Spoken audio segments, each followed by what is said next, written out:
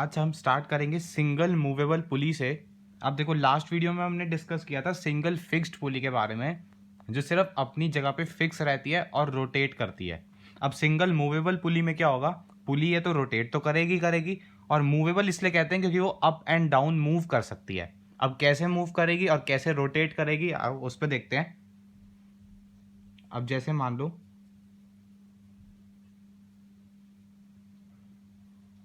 ये हमारी स्ट्रिंग है और ये है हमारी पुली, मूवेबल पुली, और ये स्ट्रिंग यहाँ से होती हुई ऐसे आ रही है। यहाँ पर मान लो आप खड़े हो और आपने स्ट्रिंग को पकड़ रखा है, और इस पुली से एक और स्ट्रिंग बंधी हुई है जिस पर एक ऐसे बक्सा टंगा है, और ये बक्सा ये हमारा क्या होगा, लोड।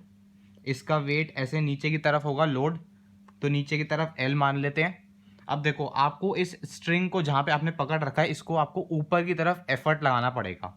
ये आपका पॉइंट ऑफ कांटेक्ट है, आपको ऊपर की तरफ एफर्ट लगाना पड़ेगा अपना, जिससे क्या होगा, ये स्ट्रिंग ऐसे ऊपर की तरफ मूव करेगी और यहाँ से नीचे की तरफ, और जिससे पुली ऐसे रोटेट कर पाएगी। और क्योंकि ये मूवेबल पुली है तो रोटेट तो करेगी, और साथ में ये अप एंड डाउन भी मूव कर सकती है। अगर आप इसको ऊपर की तरफ खींचोगे तो पुली ऊपर आ जाएगी, ठीक, और ऐसे ही आपका लोड भी ऊपर की तरफ मूव करना स्टार्ट कर देगा। अब सिमिलरली सिंगल मूवेबल पुली को पढ़ने के लिए भी हमें पहले की तरह इस पूरे सिस्टम को कैसे मानना पड़ेगा, रेस्ट पर या इक्विलिब्रियम पर आप इसको मान सकते हो, ठीक। अब यहां पर देखो, ये पूरा पार्ट, जो पूरा सिस्टम है, ये रेस्ट पर होगा। अब ये रहा पॉइंट ऑफ कांटेक्ट स्ट्रिंग का और इस बॉय का। अगर ऊपर की तरफ एफर्ट है तो ऐसे नीचे की तरफ एक फोर्स होगी ना, टेंशन। स्ट्रिंग में मैंने आपको लास्ट वीडियो में ही बताया था कि स्ट्रिंग में जो फोर्स होती है वो होती है टेंशन। अगर इस पार्ट को भी हमको रेस्ट पर रखना है तो ऊपर की तरफ जो फोर्स है एफर्ट, उसको बैलेंस करना पड़ेगा हमें नीचे वाली फोर्स से, टेंशन से। अब जब ऊपर और नीचे वाली फोर्सेस दोनों बैलेंस हो जाएंगी, ऐसे एफर्ट और टेंशन, तो ये पार्ट मूव नहीं कर पाएगा। इसलिए हम कहते हैं कि effort is equals to tension. अब आओ इधर लोड पे, यह वाला पार्ट भी तो रेस्ट पर रहेगा। जब पूरा सिस्टम रेस्ट पर है तो लोड भी रेस्ट पर रहेगा। अब जरा ध्यान से देखना, ये लोड की फोर्स है नीचे की तरफ, इसका वेट जो होगा, तो इसको अगर हमें रेस्ट पर रखना है तो ऊपर की तरफ यहाँ स्ट्रिंग में फोर्स होनी चाहिए। अब यहाँ पे कितनी टेंशन होगी, क्या टी होगी? नहीं, यहाँ पे टेंशन की वैल्यू टी नहीं होगी। क्यों? क्योंकि ये एक पूरी स्ट्रिंग है, ये वाली, और ये वाली स्ट्रिंग जिससे लोड बंधा हुआ है ये अलग स्ट्रिंग है। तो ये दोनों अलग स्ट्रिंग्स हैं। जब स्ट्रिंग अलग अलग होती हैं तो वहाँ, ठीक है, तो जब स्ट्रिंग दोनों अलग अलग होती हैं तो वहाँ पे टेंशन की वैल्यू भी अलग अलग होती है। तो यहाँ पर जो ऊपर की तरफ टेंशन होगी उसमें टी वैल्यू नहीं आएगी, उसकी वैल्यू कुछ और होगी। अभी देखते हैं। अब देखो, ये पुली है और ये स्ट्रिंग है, ये पुली ये स्ट्रिंग, इनका पॉइंट ऑफ कॉन्टैक्ट ये रहा, तो इससे दूर जाएगी एक ऐसे टेंशन ऊपर की तरफ। यहाँ पे देखो, पुली और ये स्ट्रिंग, इनका पॉइंट ऑफ कांटेक्ट ये रहा, इससे ऊपर की तरफ जाती हुई टेंशन। ये पूरी रोप में टेंशन की वैल्यू टी रहेगी ना, यहाँ से एक टेंशन, यहाँ से एक टेंशन। अब इस लोड को संभालने वाली कितनी टेंशन है, दो। ये लोड ऐसे नीचे की तरफ और ये दो टेंशन यहाँ से ऊपर की तरफ। तो यहाँ पर जो टेंशन की वैल्यू होगी, मैं कह सकता हूँ 2 टाइम्स टी, 2t हो जाएगा। एक टेंशन ये, एक टेंशन ये, ठीक। और away from the point of contact बनाइए, देखो पॉइंट ऑफ कॉन्टैक्ट ये रहा, लोड और स्ट्रिंग का, इससे दूर जाती हुई 2t। तो यहां से हम कह सकते हैं कि load is equals to 2t, ठीक। अब आओ बात करते हैं इसके मैकेनिकल एडवांटेज और वेलोसिटी रेशियो वगैरह पे, ठीक। अगर हमें मैकेनिकल एडवांटेज यहाँ से कैलकुलेट करना है तो उसका फॉर्मूला होता है लोड अपॉन एफर्ट। अब यहाँ से देखो, लोड कितना है 2 टाइम्स टी, एफर्ट कितना है टी, ये दोनों गया, और मैकेनिकल एडवांटेज की वैल्यू कितनी आ रही है, 2। अब देखो, मैकेनिकल एडवांटेज होती है 2, दैट इज ग्रेटर देन 1। इसका मतलब क्या है कि ये जो मूवेबल पुली है ये कैसी मशीन है, force multiplier. Force multiplier, force multiplier मतलब आप कम एफर्ट में ज्यादा भारी लोड उठा सकते हो, कम एफर्ट में ज्यादा हैवी लोड उठा सकते हो, इसलिए हम इसको फोर्स मल्टीप्लायर मशीन कहते हैं, ठीक है। अब जैसे मान लो यहाँ पे मैकेनिकल एडवांटेज आपका 2 है ना, तो M A is equals to 2 हो जाएगा। अब यहाँ से एम ए का फॉर्मूला क्या होता है, load upon effort is equals to 2। Effort को ऊपर भेजो तो यहाँ से क्या लिख सकता हूँ मैं, load is equals to 2 times of effort. अब अगर मान लो आपका लोड है 80 न्यूटन्स का, तो यहाँ पे लोड की जगह 80 पुट करोगे 2 टाइम्स एफर्ट। अब यहाँ से एफर्ट की वैल्यू कितनी आएगी 40, तो आपको एफर्ट कितना लगाना पड़ेगा 40 न्यूटन्स का। दैट मीन्स आप 40 न्यूटन्स के एफर्ट से 80 न्यूटन्स का लोड इजीली उठा सकते हो with the help of this movable pulley. अब आओ एफिशिएंसी कितनी होगी 100%, क्योंकि हम आइडियल केसेस ही पढ़ते हैं, या मान लो 1 होगी। अब बात करते हैं इसके वेलोसिटी रेशियो पर। अब देखो हमने रिलेशन क्या पढ़ रखा है कि ma is equals to V R into eta. अब ma कितना है यहाँ पे 2, वी आर हमें कैलकुलेट करना है, ईटा कितना है 1, आइडियल केस है, तो यहाँ से वी आर की वैल्यू भी कितनी आ जाती है 2। That means single movable pulley का वेलोसिटी रेशियो कितना होगा 2। चाहे कोई सा भी केस हो, कोई सा भी न्यूमेरिकल हो, इसका वेलोसिटी रेशियो क्या रहेगा, फिक्स रहेगा। यहाँ पे डाल लो velocity ratio is 2, always fixed. Velocity ratio कभी किसी मशीन का चेंज नहीं होता। अब देखो यहाँ पे प्रॉब्लम क्या है कि आपको एफर्ट ऊपर की तरफ लगाना पड़ेगा, जो कि आपके लिए एक डिफिकल्ट टास्क है। जैसे मैं बोलूँ अगर आपको एफर्ट ऐसे ऊपर की तरफ लगाना है तो डिफिकल्ट टास्क होगा आपके लिए अगेंस्ट द ग्रेविटी वर्क करना। लेकिन मैं बोलूँ एफर्ट अगर आप नीचे लगाओ तो आपके लिए ईजी होगा, क्योंकि in the direction of gravity. तो सिंगल मूवेबल पुली में दिक्कत क्या आ रही है, एफर्ट की। अब हमने लास्ट वीडियो में सिंगल फिक्स्ड पुली के बारे में पढ़ा था, सिंगल फिक्स्ड पुली के बारे में हमने पढ़ा था। ये रही हमारी पुली, यहाँ से ऐसे हमारा बंदा है लोड, और यहाँ पे आप ऐसे नीचे की तरफ इसमें एफर्ट लगाते हो, ये रहा हमारा लोड। ठीक, अब यहाँ पे तो एफर्ट आप नीचे लगा रहे हो जो कि आपके लिए ईजी है।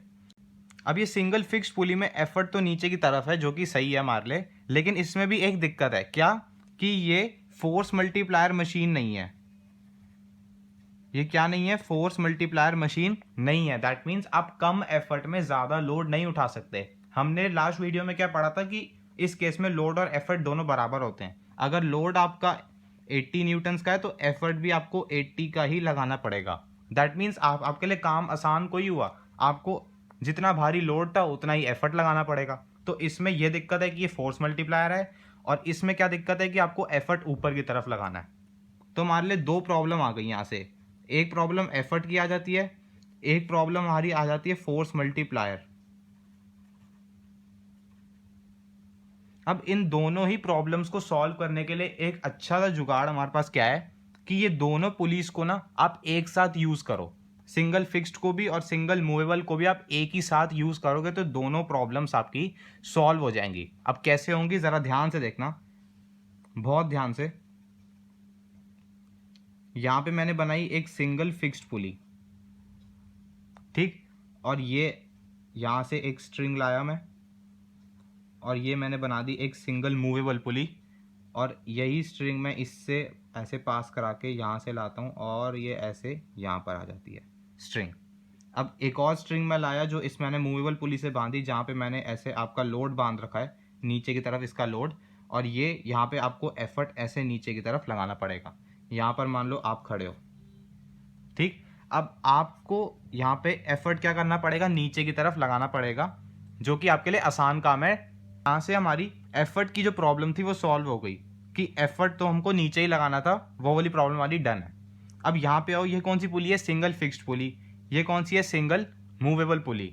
अब देखो फिर से वही वाला केस हम डिस्कस करेंगे, रेस्ट वाला। अब देखो यहाँ पर अगर एफर्ट नीचे की तरफ है तो ऐसे टेंशन ऊपर की तरफ होगी, स्ट्रिंग में जो टेंशन होगी away from the point of contact, point of contact ये रहा, इससे दूर जाती हुई ऐसे टेंशन होगी। तो यहां से हम ये कह सकते हैं कि effort is equals to tension T, क्योंकि रेस्ट पर है ना पूरा सिस्टम। अब देखो ये पूरी एक ही स्ट्रिंग चल रही है, तो इस पूरी स्ट्रिंग में टेंशन की वैल्यू टी होगी हर जगह पे, आप किसी भी जगह पे कैलकुलेट कर लो टेंशन की वैल्यू टी ही आएगी, ठीक। लेकिन इस स्ट्रिंग में टेंशन की वैल्यू कुछ और होगी। अब इस पे बाद में आते हैं। देखो अगर हमें लोड को रेस्ट पर रखना है तो ऊपर की तरफ भी टेंशन होनी चाहिए, लेकिन यहाँ पे टी नहीं हो सकती क्योंकि स्ट्रिंग अलग है। अब देखो ये रही सिंगल मूवेबल पुली और ये रही हमारी स्ट्रिंग, इनका पॉइंट ऑफ कॉन्टैक्ट कहाँ है, ये रहा, मूवेबल पुली और स्ट्रिंग का पॉइंट ऑफ कॉन्टैक्ट ये रहा, इससे दूर जाएगी टेंशन तो ये पॉइंट ऑफ कॉन्टैक्ट से दूर जाती हुई। अगेन ये रहा point of contact single movable pulley और स्ट्रिंग का, इससे दूर जाती हुई टेंशन ये रही। ये पूरी स्ट्रिंग में टेंशन की वैल्यू टी रहेगी हर जगह पे। अब देखो इस लोड को कौन संभाल रही है, ये दोनों टेंशन संभाल रहे हैं। इस लोड को ये दोनों टेंशन संभाल रही हैं। दैट मीन्स यहाँ पर जो टेंशन होगी वो कितनी होगी 2T, एक ये दोनों मिलके 2T इस लोड को संभाल रहे हैं। तो यहाँ से load is equals to 2 times T। ठीक, अब हमें दूसरी प्रॉब्लम क्या सॉल्व करनी थी कि ये पूरा सेटअप फोर्स मल्टीप्लायर का हो तो हमारे लिए अच्छा रहेगा कि हमें कम एफर्ट में ज़्यादा भारी लोड उठाना पड़े। ठीक, तो फोर्स मल्टीप्लायर हम कैसे चेक करेंगे? MA के थ्रू। तो यहाँ पे अगर हम MA कैलकुलेट करें तो MA कितना आता है? Load upon effort. लोड कितना है 2T, एफर्ट कितना है T। अब इसको अगर आप सॉल्व करो तो 2 आ जाएगा आंसर। दैट मीन्स MA आपका ग्रेटर देन 1 है, और जब MA ग्रेटर देन 1 होता है, अगर आपका MA ग्रेटर देन 1 है, दैट मीन्स आप मशीन कैसे यूज करोगे? फोर्स मल्टीप्लायर की तरह। इसका मतलब आप कम एफर्ट में ज़्यादा भारी लोड उठा पाओगे। तो हमारी ये वाली प्रॉब्लम भी सॉल्व हो गई। दैट मीन्स एफर्ट भी हमारा नीचे की तरफ है, इजी टास्क हो जाएगा हमारे लिए, और ये पूरा सेटअप भी फोर्स मल्टीप्लायर का है। दैट मीन्स आप कम एफर्ट में ज़्यादा हैवी लोड उठा सकते हो। अगर आप ईटा की बात करो तो वो 100% ही रहेगा। आइडियल केसेस के बारे में ही पढ़ते हैं हम, या आप 1 कह सकते हो।